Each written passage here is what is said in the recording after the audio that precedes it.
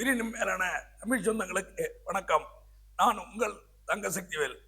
அதாவது தமிழகத்தில் பாஜக ஆட்சி அமையணும்னு இருக்கிற தமிழ்நாட்டில் இருக்கிற அண்ணாமலை, தமிழிசை சவுந்தரராஜன், எடப்பாடி, அன்புமணி போன்றவர்கள்லாம் ரொம்ப பெரிய கஷ்டப்பட்டு திமுக அரசுக்கு எதிராக பேசிக்கிட்டு இருக்காங்க.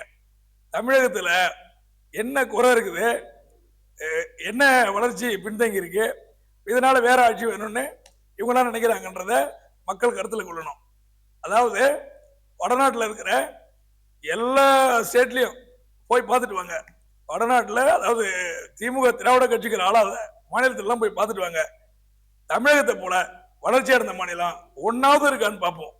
அதாவது சுகாதாரமா இருக்கட்டும், இன்ஃப்ராஸ்ட்ரக்சர், சாலை மேம்பாடாக இருக்கட்டும், பாலங்களா இருக்கட்டும், போக்குவரத்தா இருக்கட்டும், பேருந்து வசதியா இருக்கட்டும், அனைத்தையும் போய் பார்த்துட்டு வாங்க. தமிழகத்தை போல சிறப்பான ஒரு மாநிலம் இருக்கான்னு, அதாவது பாஜக ஆள்ற அனைத்து மாநிலத்திலையும் போய் பார்த்துட்டு வாங்க. தமிழகத்தில் இருக்கிற வளர்ச்சியில கால் பங்கு கூட கிடையாது. அதாவது தமிழகத்தில் இருக்கிற மாதிரி சாலை வசதி, பாலம், போக்குவரத்து இது எந்த மாநிலத்திலும் கிடையாது. தமிழகத்தில் ஆசியாவிலேயே பெரிய போக்குவரத்து கழகம் தமிழ்நாடு அரசு போக்குவரத்து கழகம். இது உலகறிஞ்ச செய்தி. அதாவது மருத்துவம் தமிழகத்தில் தான் மருத்துவ வசதி அதிகமா இருக்கு. அதாவது இலங்கையிலேருந்து இங்கே வர மருத்துவம் பார்க்க அந்த காலத்தில் போனோம், அமெரிக்காவுக்கு, சிங்கப்பூருக்கு எல்லாம் போனோம். இப்போ அதெல்லாம் எங்கேயும் போகணும். இந்தியாவில் இருக்கிறவங்க, உலகத்தில் இருக்கிறவங்க, எல்லா நாட்டுக்காரனும் இங்கே வரா தமிழகத்துக்கு மருத்துவ பயன்பாட்டுக்கு.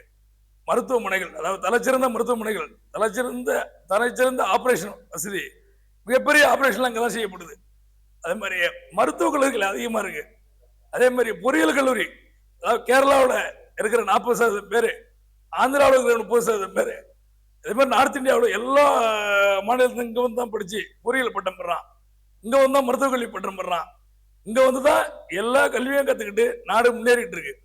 அது மாதிரி சுகாதாரம், மருத்துவம், சாலை வசதி, தனி மனித மேம்பாடு, ஜிடிபி வளர்ச்சியில, மனித வளர்ச்சியில கச்சார் இந்தியாவுடைய தமிழகம் நம்பர் 1 இருக்குன்னு மத்திய அரசு விருது கொடுத்திருக்கு.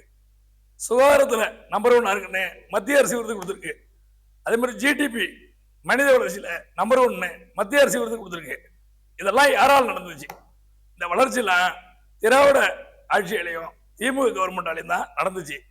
இதை பொறுத்தவரை இப்படி நல்ல ஆட்சி நடந்துட்டு இருக்கிற நாட்டெல்லாம் குட்டிச்சவர் ஆக்கி, நாட்டை இன்னொன்று ஜிஎஸ்டி இந்தியாவுடைய அதிகமாக கொடுக்குற மாநிலம் தமிழகம். நம்ம கொடுக்குற வரியில தான் வடநாட்டில் எங்குது. அந்த நாட்டுக்கு எவ்வளவு கொடுத்தாலும் எந்த வளர்ச்சியும் இல்லாம, ஊழல் செஞ்சு குட்டிச்சவர் ஆக்கி, எந்த வசதியும் இல்லாம நம்ம தமிழகம் 150 வருஷத்துக்கு முன்னாடி இருந்த மாதிரி தான் பீகார், உத்தரப்பிரதேசம், குஜராத், மணிப்பூர் இது போன்ற மாநிலங்கள்லாம் இருக்கு. அதாவது அருணாச்சல பிரதேசத்துல இது பள்ளிக்கூடத்தில் ஆசிரியர்கள் இல்லையா, மாணவர்கள் 45 கிலோமீட்டர் ஊர்வலம் போறான். இதுதான் அங்க பாஜக தான் ஆண்டுகிட்டு இருக்கு. அந்த பாஜக ஆட்சி நமக்கு தேவையா அப்படின்னு சிந்திக்கணும். அதாவது தமிழனை வச்சு தமிழன் கண்ணலை குத்தி தமிழனை அழிக்க தமிழனையே தயார்படுத்தியிருக்கு அமித்ஷா, மோடி கும்பல், RSS கும்பல். இதில் நம்ம விழிப்போடு இருந்து தமிழகத்தை பாதுகாக்க வேண்டும் என்றால் பாஜகவும் அதன் கூட்டணி கட்சிகளையும் தமிழக மக்கள் புறக்கணிக்க வேண்டும் என்று மன்றாடி கேட்டுக்கொள்வதோடு ஒரு முக்கிய தகவல், இங்க இருந்து பாஜக கூட்டணி போயிருக்கான்ல, அவனுங்கெல்லாம் எவ்வளவு பெரிய ஊழல்வாதின்னு உங்களுக்கு தெரியும். அதாவது எடப்பாடி ஆட்சியில தலைமைச் செயலகத்தில் ரைடு, தலைமைச் செயலாளர் வீட்டுல ரைடு, எடப்பாடி வீட்டுல பணம் தான். அன்னைக்கு இருக்கிற அதிமுக அமைச்சர் அனைவரும் வீட்லயும் ஊழல் பணத்தை கண்டுபிடிச்சான், தேர்தலில் ஊழல் பண்ண பணத்தை கண்டுபிடிச்சான், வீட்டுல எல்லாரும் மேலேயும் ஊழல் கேஸ் போட்டான். இப்ப அவர் பையன் மேல ஊழல் கேஸ் இருக்கு. அதை காவத்து பண்ணி அவர் போய் கூட்டணி வைக்கிறார். மக்கள் நல்ல கூட்டணி வைக்கல, எடப்பாடியும் ஒரு மகனையும் காப்பந்து பண்ணிக்கிறதுக்காக பாஜக கூட்டணி வச்சிருக்கிறார். அன்புமணி கட்சியிலிருந்து நீக்கிட்டார் டாக்டர் ஐயா.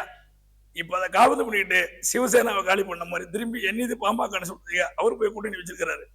இது மாதிரி ஒவ்வொருத்தரும் சுயநலத்தையே கூட்டணி வச்சிருக்கான். மக்கள் நலன்ல யாருமே பாஜக கூட்டணி வைக்கிறது வச்சிடலன்றது நாட்டு மக்கள் அனைவரும் அறிந்தது.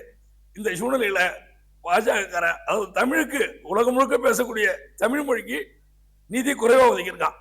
எந்த ஒரு நாட்டிலையும் பேசாத சமஸ்கிருதத்துக்கு பலாயிரம் கோடி ஒதுக்கி இருக்கிறான். ஆனா தமிழ் மேல பாசம் இருக்கிற மாதிரி நடிச்சுக்கிட்டு இருக்கான்.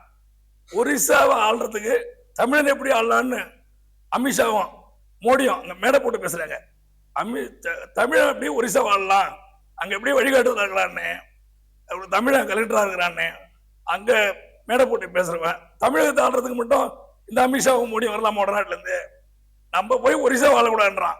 ஆனா தமிழகத்தை ஆள்றதுக்கு எடப்பாடி அன்புமணியும் அந்த நார்த் இந்தியாக்காரங்கள அமித்ஷா மோடி போடுற இந்திய கும்பலை கொண்டாடுறான், RS கும்பலை. இது எவ்வளவு பெரிய அட்டூழியம், எவ்வளவு பெரிய நம்ம தமிழகத்துக்கு துரோகம் பண்றாங்கன்றத தமிழக மக்கள் புரிந்துகிட்டு பாஜக எடப்பாடி அன்புமணி கூட்டணிய நம்ம புறக்கணிக்கணும்.